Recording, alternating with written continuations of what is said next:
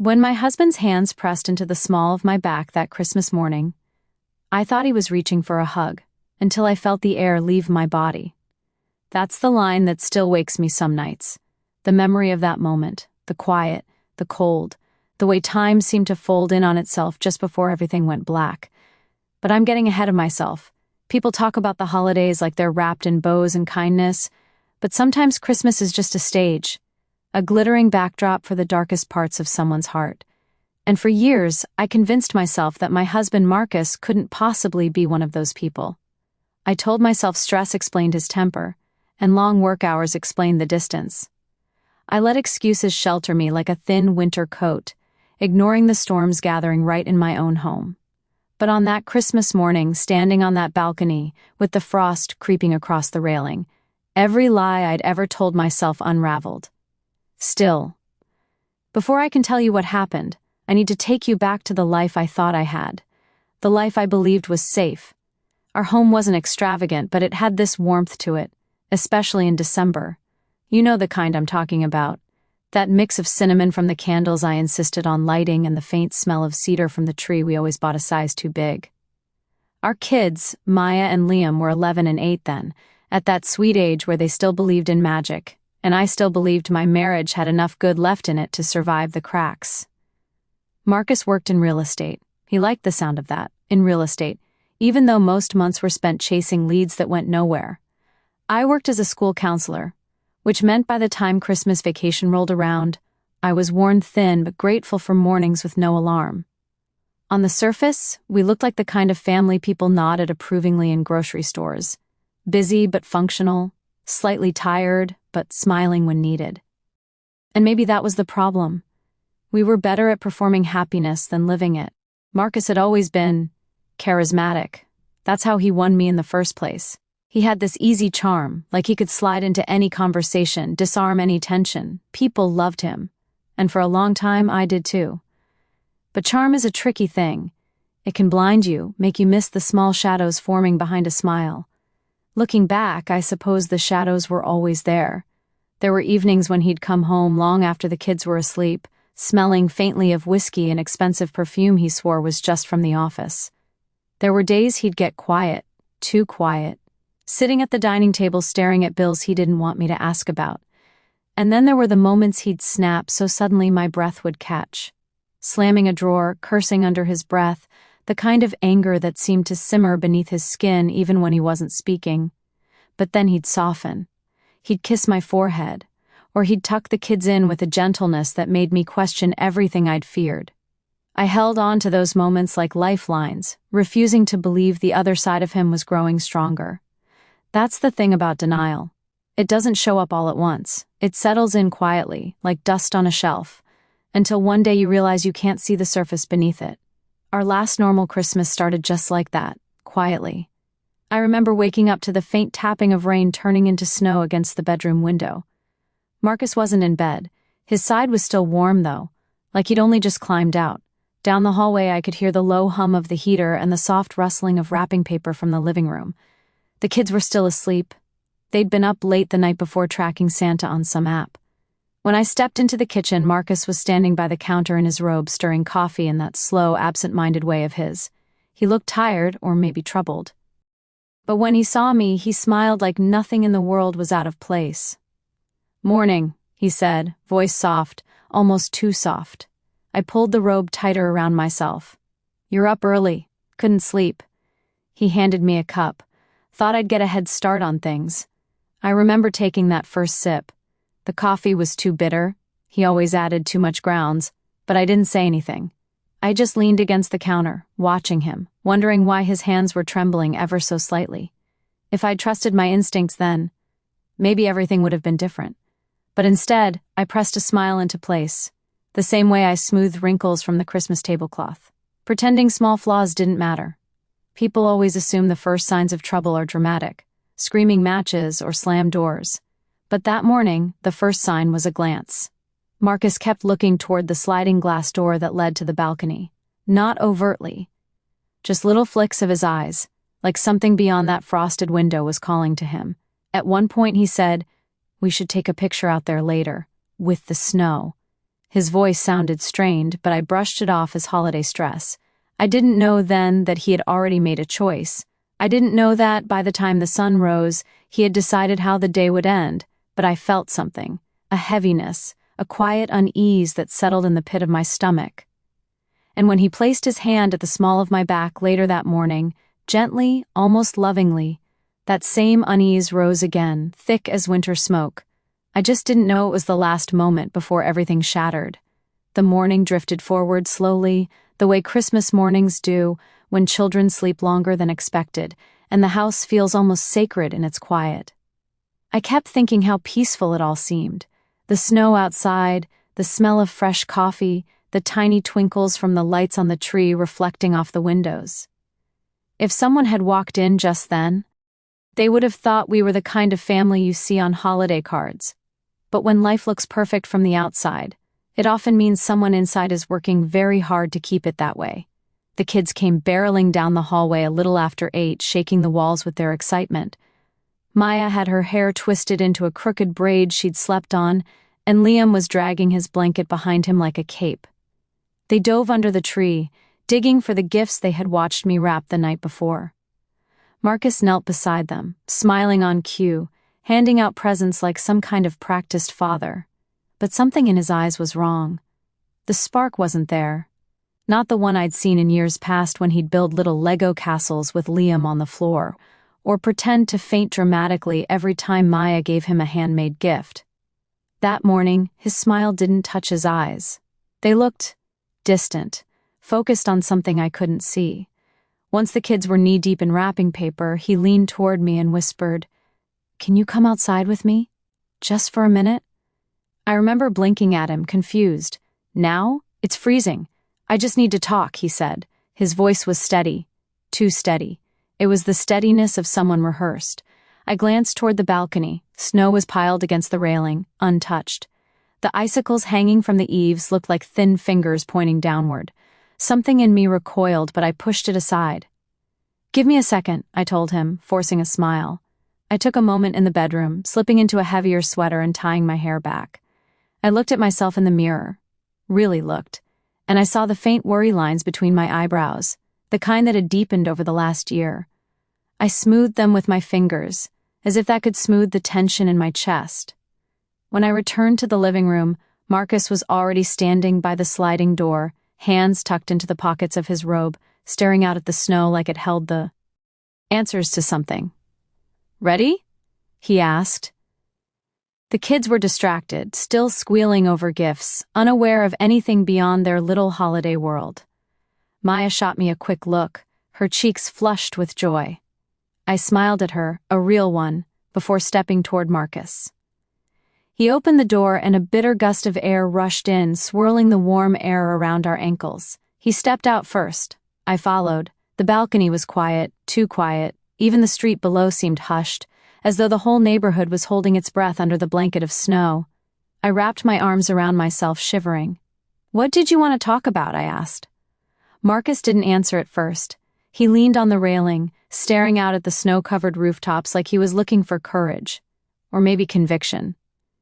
When he finally spoke, his voice was low.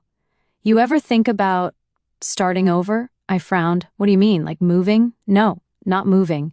He exhaled, a cold cloud leaving his mouth. "Starting over. Completely." A chill that had nothing to do with the winter air crawled up my spine. "Marcus, what are you talking about?" He finally looked at me, and for a heartbeat I didn't recognize him. There was something hollow in his eyes, something resolved. His voice grew tighter as he said, "Sometimes you make mistakes you can't undo." My heart clutched. "If you've made a mistake, then talk to me. We can—" He shook his head sharply, cutting me off. "No, you don't understand." That was the exact moment, the very second, when my instincts screamed. The kind of scream that doesn't use words, just fear. Pure, primal fear. But before I could step back, he took one step toward me, then another. His hand brushed against my arm. I tried to read his face, tried to find the man I married under whatever was happening, but what I saw terrified me. His jaw was tight, his eyes were glassy, and his breathing had become shallow. "Marcus," I whispered, my voice barely carrying over the wind. "Whatever this is, please And then, in a voice I will never forget, he said, "It's too late." His hand slid from my arm to the small of my back. The same place he'd touched earlier that morning. A shiver ripped through me, not from the cold, but from the instinct to survive. "Marcus," I said again, softer now, a plea in my voice. "The kids are inside." For a split second, the faintest flicker of emotion crossed his face. Guilt? Hesitation? I don't know, but it came and went before I could breathe. Then his hand pressed, firmly, and the world tilted. I didn't fall immediately, no. That moment stretched impossibly long. I felt the edges of the railing against my thighs. I felt the icy metal bite into my skin. I felt the air compress in my chest, and in the split second before gravity won, I saw his face. Not panicked, not horrified, just blank, like he'd already accepted a future that didn't include me. Then the ground rushed up, and everything dissolved into cold, blinding white. I don't remember hitting the snow. I only remember the sound of my own breath. Sharp, shallow, wrong, and the faint muffled voices somewhere above me. Then darkness swallowed everything. What I didn't know at the time was that surviving that fall wasn't the end of the nightmare. It was only the beginning. When I woke, it wasn't to light or warmth or voices. It was to absence, a kind of hollow quiet that made me wonder if I'd truly opened my eyes at all. Then came the faint beeping, a slow, steady rhythm, like a distant metronome tapping at the edge of my consciousness. I blinked, and blurry shapes began to form. White walls, the curtain rail above me, the sterile scent of antiseptic drifting in the air. I tried to breathe deeper, but a sharp pain shot through my ribs like a warning. I was alive, but broken. A nurse appeared as if summoned by my first conscious breath. Her footsteps were soft, but her expression was careful, the kind people use when they're afraid the truth might be too much. "Mrs. Carter, you're awake." My lips felt dry, cracked. What happened?" She hesitated, a split-second pause that told me everything I needed to know. No one hesitates over good news. "You fell," she finally said, "from a significant height. But you're stable now. You've been unconscious for almost 14 hours. 14 hours. Your husband, he's been here on and off," she added. "He stepped out just a few minutes ago." For a moment, my mind couldn't hold the words. They slid across my thoughts like water on glass. Marcus had been here, the same man who pushed me? My heart stumbled, then raced, pounding so hard the monitor beside me began to beep faster. The nurse noticed. "It's all right," she said, gently adjusting my fourth. "You're safe now." Safe. The word felt foreign, invasive even. Nothing about me felt safe, not my body, not my mind. Certainly not the life I had lived the day before. As she checked my vitals, fragments of memory returned in jagged flashes, the cold air, his voice. "It's too late," the pressure at my back, the snow-white blur. I felt sick. "Do the police know?" I whispered, surprising myself. The nurse glanced toward the door, then back at me. "Yes. They asked questions when you were brought in, but since you were unconscious, they could only take statements from your husband and the paramedics." Of course, Marcus would have had ample time to prepare his story, to frame it as an accident, a slip, a moment of clumsiness in the holiday snow. My throat tightened. What did he say? She softened, sympathy shading her features. "I'm not authorized to discuss that." Which meant it wasn't simple. Which meant it wasn't clean. Which meant Marcus didn't tell the truth. I closed my eyes, a surge of panic forcing my breath shallow. I tried to sit up, a mistake, because pain burned sharp and hot through my ribs and lower back. The nurse gently urged me to lie down again.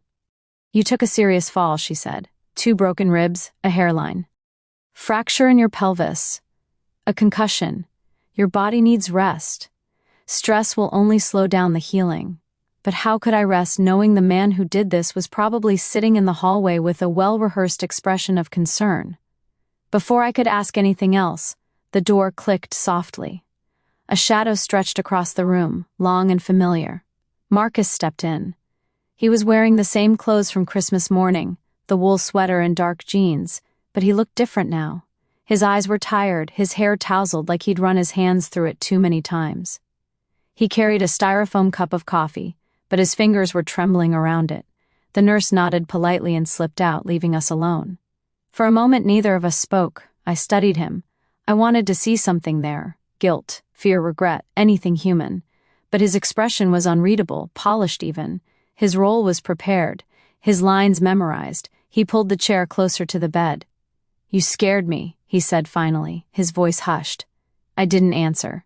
He reached for my hand. I flinched, just barely, but enough for him to notice. His jaw tightened for a second before he masked it with a sigh.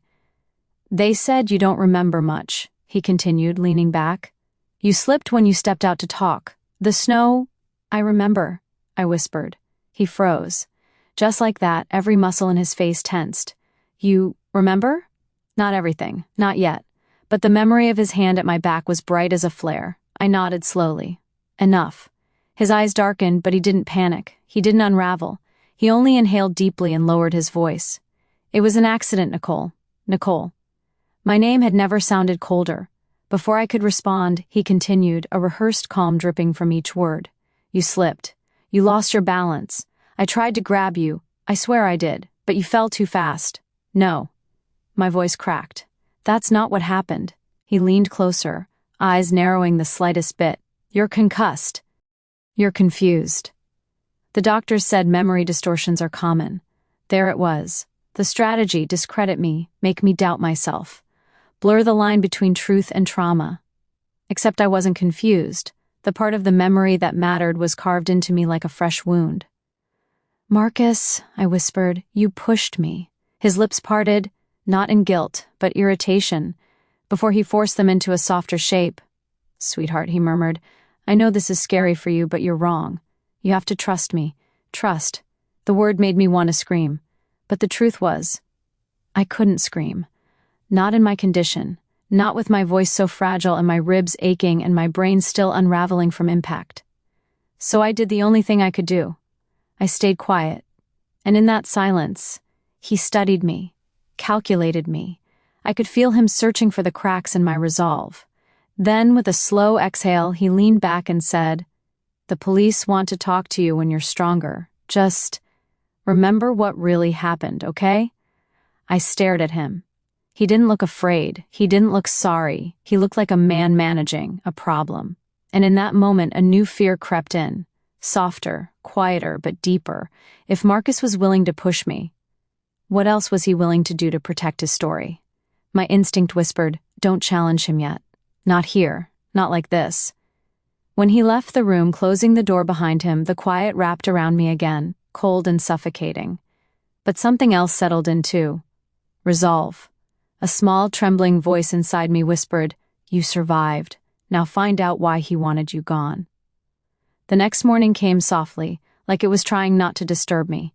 I woke to a dim light filtering through the blinds and the distant rumble of a cleaning cart rolling down the hallway. Pain clung to me, steady, pulsing, but my mind felt sharper than the day before. Survival does that to you. It wakes something ancient inside. A different nurse was on shift, younger, with kind brown eyes and a ponytail. That kept slipping loose. She introduced herself as Maria and adjusted my pillows with careful hands. "You slept better last night," she said. I didn't correct her. Sleeping and passing out were not the same, but I appreciated her hopefulness. "Will the police come today?" I asked. Her hands paused on the blanket for a moment. "They checked in earlier. They said they'd wait until you asked." A small relief. If they'd pushed me with questions before I was ready, I might have crumbled. But now, I felt steadier. Not strong yet, but standing on the inside. "Could you tell them I'm ready?" I said. Maria nodded and moved quietly toward the door. "And Maria?" She turned back. "My husband, is he here?" Her expression tightened the slightest bit. "He was early this morning, but he left again. He wasn't staying, he wasn't grieving. He wasn't hovering anxiously like a loving husband would. He was managing the situation, moving pieces, preparing for whatever version of the truth he planned to present to the world." When she left, I stared at the ceiling, wondering how long he'd been strategizing. Had he been planning this for weeks, months, longer? The thought made my stomach churn. But there was something else too, a small spark of determination. If he had a plan, I needed one too. The police arrived an hour later, a woman in her 50s with sharp eyes and a quiet confidence, and a younger man with a notebook already open in his hand. The woman introduced herself as Detective Rowan, her voice calm but grounded, the kind of voice that wastes no time. "Mrs. Carter," she said, pulling a chair closer to my bedside. "We're not here to pressure you. We just need clarity about what happened. Tell us what you remember, in your own words." I hesitated, feeling my throat tighten. Speaking the truth aloud suddenly felt dangerous, like saying his name and the word push in the same sentence might stir some invisible threat. But if I stayed silent, Marcus's version of events would become reality. I inhaled slowly. I remember a few minutes before he pushed me. Not everything, but enough. Rowan didn't react with surprise or doubt. She simply nodded. "Go on."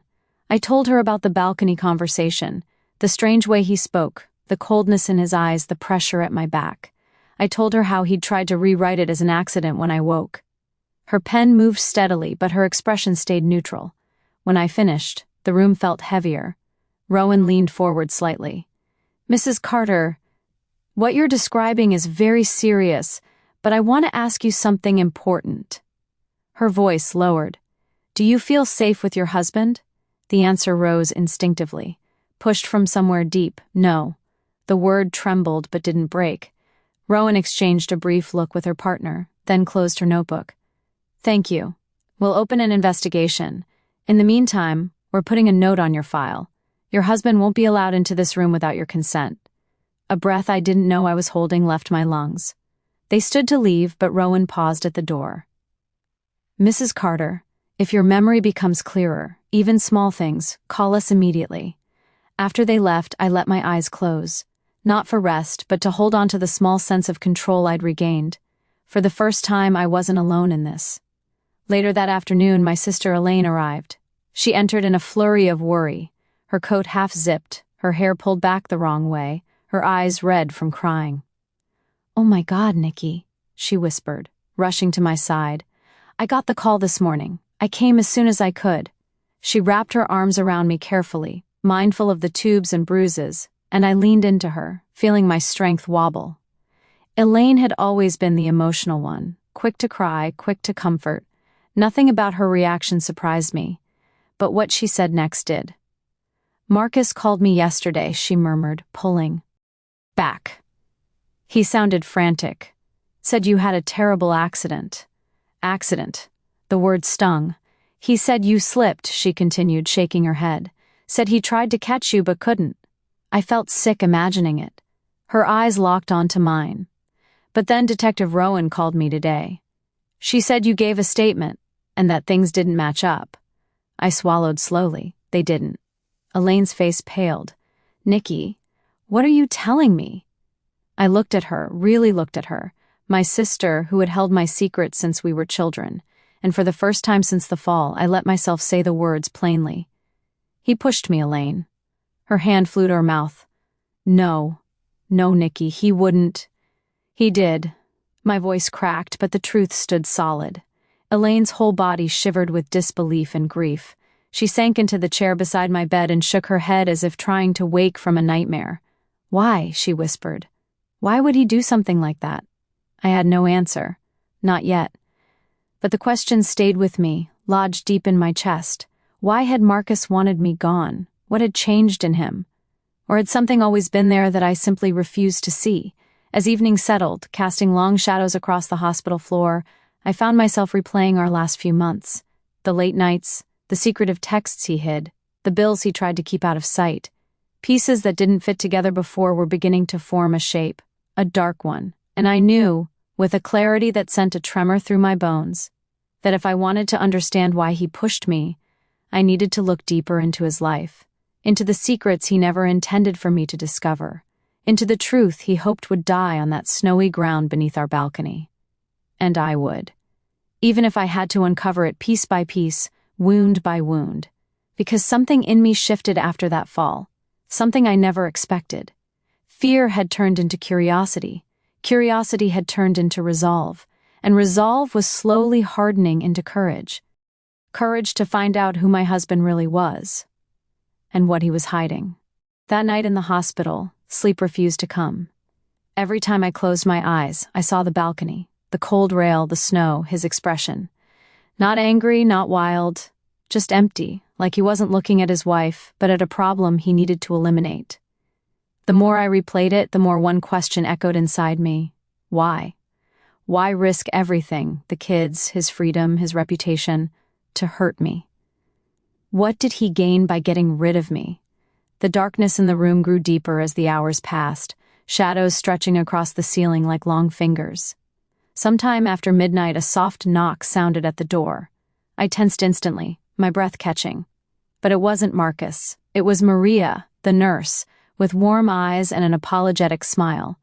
"Sorry to wake you," she whispered. "Your phone wasn't in your bag. It was turned in by a paramedic, but they had to keep it for evidence for a while. The police cleared it, so I wanted to give it back." She set the phone on the tray beside my bed. I hadn't even realized I'd been missing it. After she left, I stared at the phone for a long time before finally turning it on. It buzzed to life, screen lighting the dark room. Notifications poured in, mostly messages from Elaine, a few from co-workers who'd heard I was hospitalized.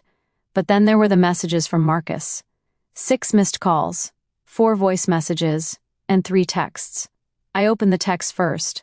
"Marcus, they're misunderstanding everything. You're confused. We'll talk when you're home. Marcus, don't say anything you'll regret. You're not thinking clearly. Marcus, call me back, please." My stomach twisted. Please, such a delicate word from a man whose hands had nearly ended me. I didn't listen to the voicemails. Not yet. My heart wasn't steady enough for his voice. But something else caught my attention. Something small but sharp. A notification from our joint bank account. A transfer marked wire processing. I frowned. It was dated the morning of my fall. But the amount? My chest tightened. $48,000. Nearly everything we had in savings. And it wasn't just a transfer. It was the final step of a withdrawal. I tapped deeper, scrolling through transaction history. My pulse quickened. There were earlier withdrawals too, smaller ones. $2,000 here, $1,200 there, $3,600 last week. All in cash, all from Marcus, all hidden from me. My hands trembled so badly I had to steady the phone against my knee. Money.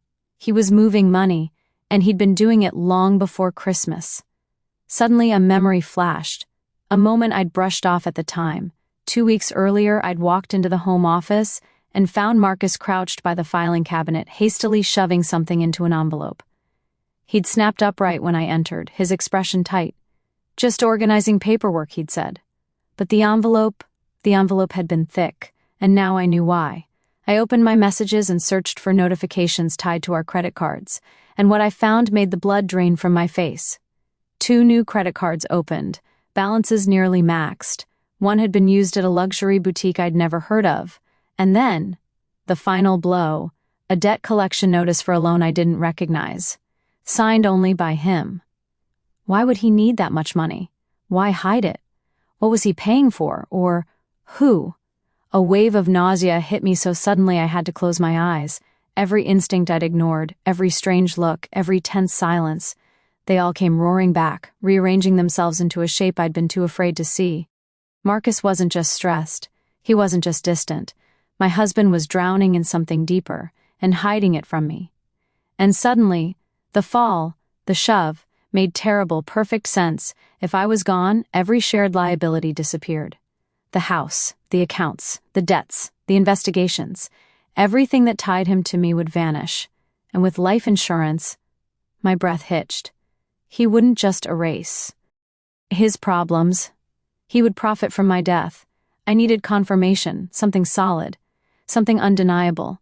So I did the one thing I'd avoided all night. I listened to his voicemails. The first began with heavy breathing like he'd been pacing. "Nikki, you need to call me. The detectives are going to twist things. You're hurt. You don't remember right. We need to talk about what really happened." What really happened? The second voicemail was shorter, tenser. "Don't say anything to them before talking to me. You don't know what you're doing. Not you're scared or I'm worried. Just control, just pressure, just manipulation." The third voicemail, the latest, was quieter, controlled, too controlled. "Nick, please stop avoiding me. We need to resolve this before it gets worse for both of us. I'm trying to help you. Help me." He sounded like a man rehearsing innocence. like someone who needed my silence to stay free. I ended the recording with shaking hands. I felt hot tears spill down my cheeks, not just from fear but from clarity. Terrible, painful clarity. He had tried to kill me. He had stolen from me. He had lied to me. He had built an entire second life behind my back. And as that realization settled deep into my bones, another truth rose with it. I wasn't finished uncovering what he'd done. Not even close. If he'd tried to erase me, then my survival was no accident. It was an opportunity, a warning, and maybe, if I was brave enough, a chance for justice. Not revenge, justice. But before I could move toward justice, I needed to see the one person who hadn't visited since I woke. The one person whose silence was now deafening. My children. I reached for the nurse call button with trembling hands. When Maria appeared, I whispered, "Can I see my kids? Please." She hesitated. "Your husband is their guardian. He hasn't brought them." I felt something cold and sharp slide into my chest. He hadn't just withheld them, he was using them, hiding them, maybe even preparing them for a story I had no part in. My voice cracked as I whispered, "I need to see my children. Today."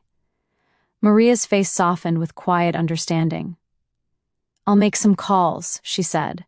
And suddenly, I knew something with complete certainty. Marcus wasn't just hiding money, he was hiding much more. And whatever he was trying to bury, I was going to uncover it, even if I had to drag the truth into the light with broken hands. By late morning, the hospital arranged a brief supervised visit with the kids. My heart nearly burst when Maya and Liam appeared in the doorway, Elaine trailing behind them, holding their hands tightly. Their faces lit up when they saw me, and for a heartbeat, the world felt whole again.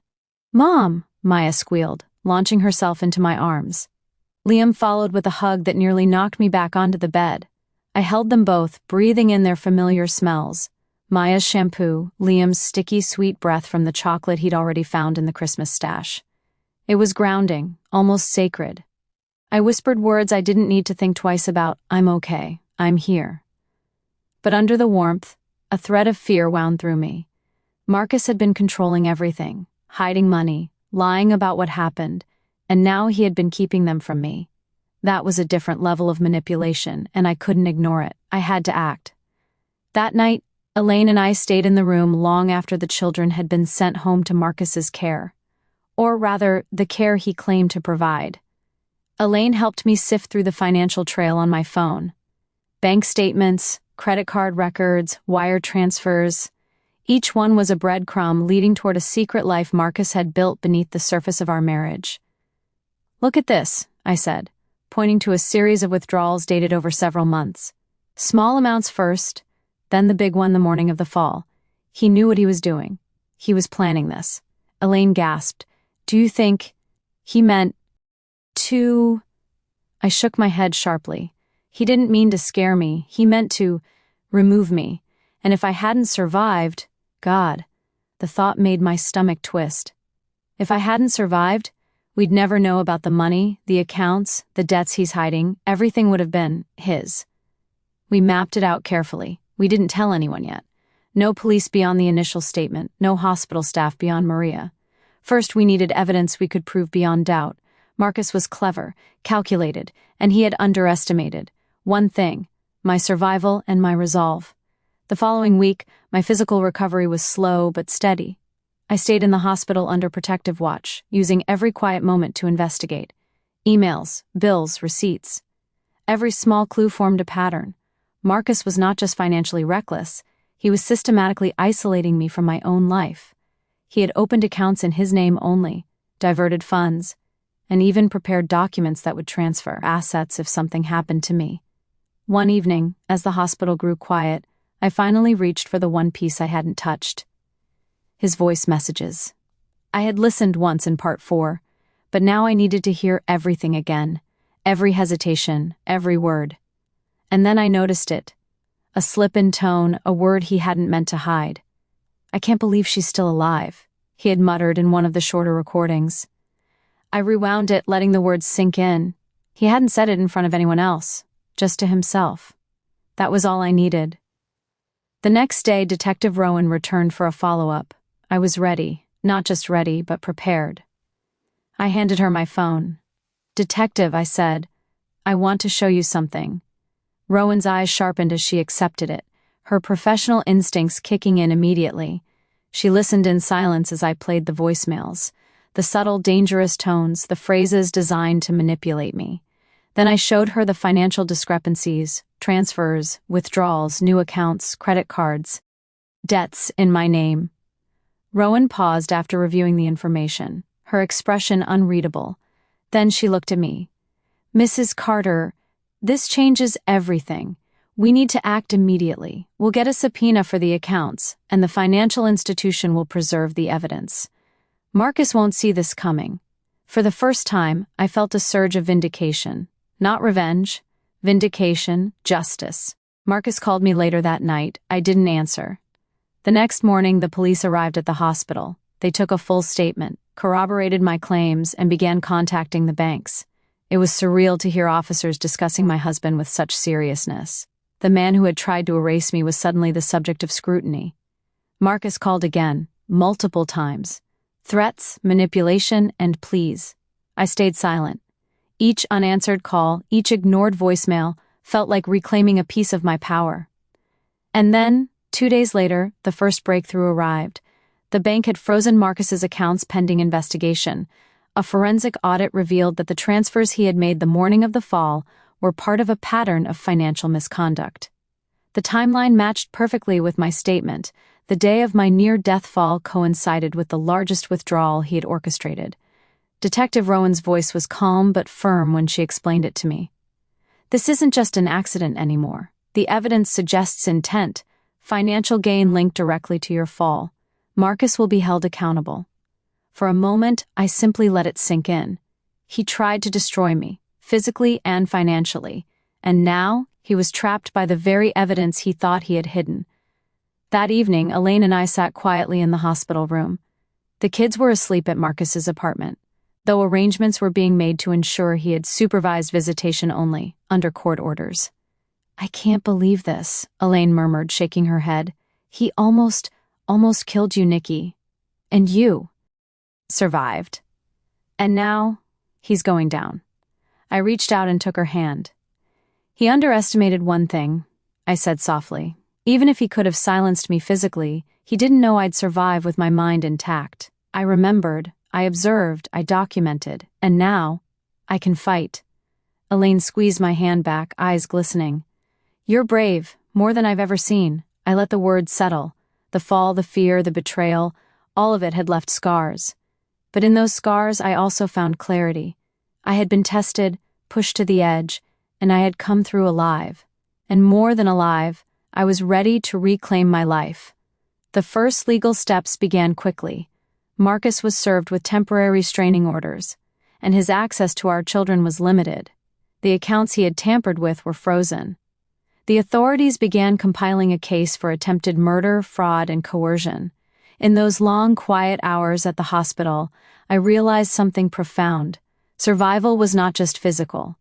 It was mental, emotional, spiritual.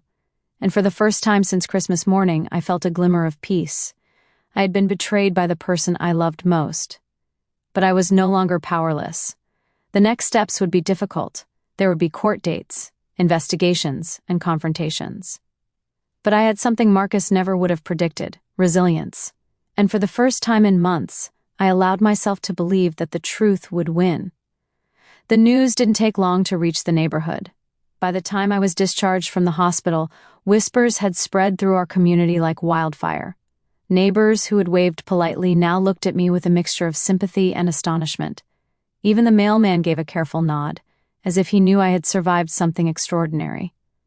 Marcus, of course, was nowhere to be seen in public. I had learned that he had already begun consulting lawyers, trying to negotiate a story that painted him as a devoted husband who had been, unfortunately, misunderstood.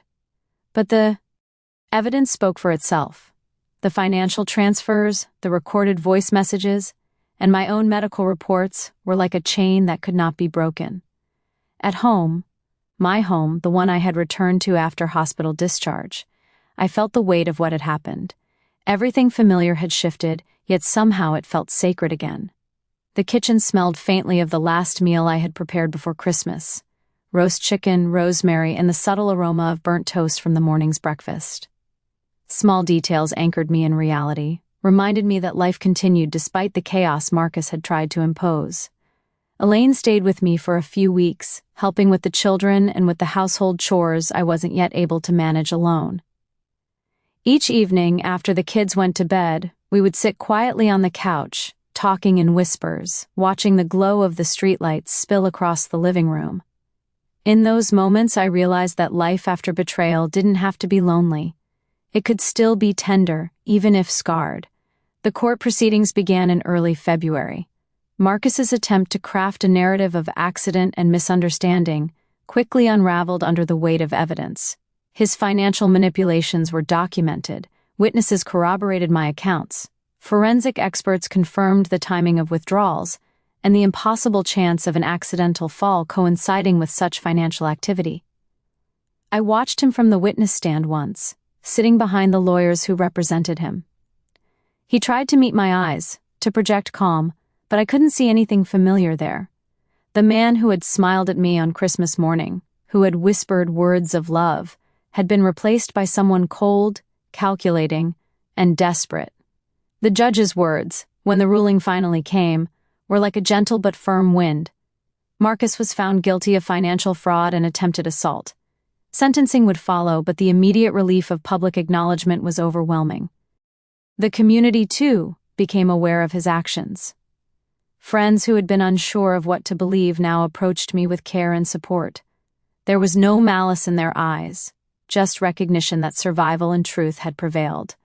My children were safely in my care, and though there was lingering fear and trauma, we began to rebuild trust and routines. In the months that followed, I discovered how resilience can reshape a life. I returned to work gradually, first for short hours, then full days. The kids adjusted as best they could, though therapy sessions became a vital part of our healing.